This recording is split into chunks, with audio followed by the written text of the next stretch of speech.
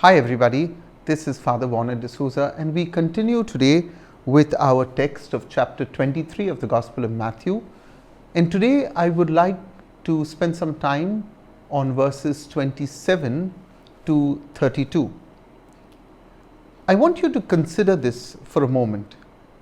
Jesus has taken on the might of the Jewish establishment in the temple itself, and none of what he has to say is remotely easy to stomach.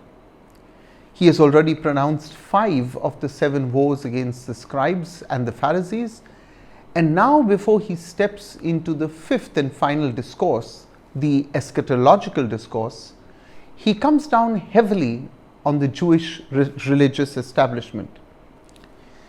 While our text of today will end with verse 32, it would do well to read the text till verse 36. For all those who thought that Jesus was dangerously out of line when he made a whip and drove the money changers out of the temple, his words in chapter 23 would be louder than his actions. The words we hear him speak barely reflect the Jesus we have come to know, the one who is mild and meek. The last 2 verses deal with all things dead, be they the prophets or the tombs. The very topic of death and all its trappings were linked to Jewish rites of impurity. Touching a dead person, or for that matter a tombstone, could render you ritually unclean. It was for this reason that the Jews took great pains to whitewash their tombs, lest some hapless Jew stumbles on one of them and is now unclean. The whitewashing of tombs served as a signboard of warning. While these tombs looked all pretty and well maintained, they could not mask the reality of their contents. In comparing the Jewish establishment to whitewashed tombs, Jesus was declaring not only their spiritual reality, but a warning to the masses to stay away from these polluted ones.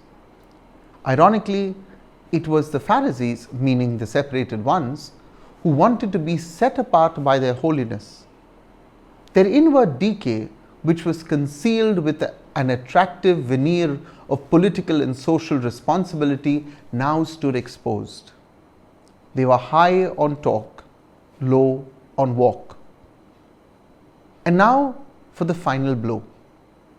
Christ suddenly revealed himself as the judge of those evil people and dramatically assumed the prerogatives of judgment and gave sentence against those who had the vanity to suppose that they were judging him.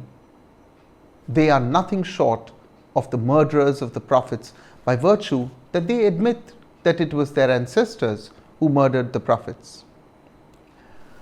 Perhaps most people would love to gloss over this chapter, especially when you have come to personally avoid confrontation and live in a world where all hold hands singing kumbaya.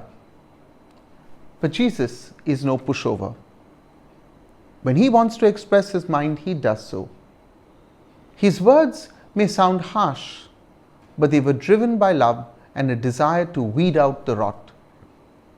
This is the love we are called to have, firm yet just. True love is righteous and holy.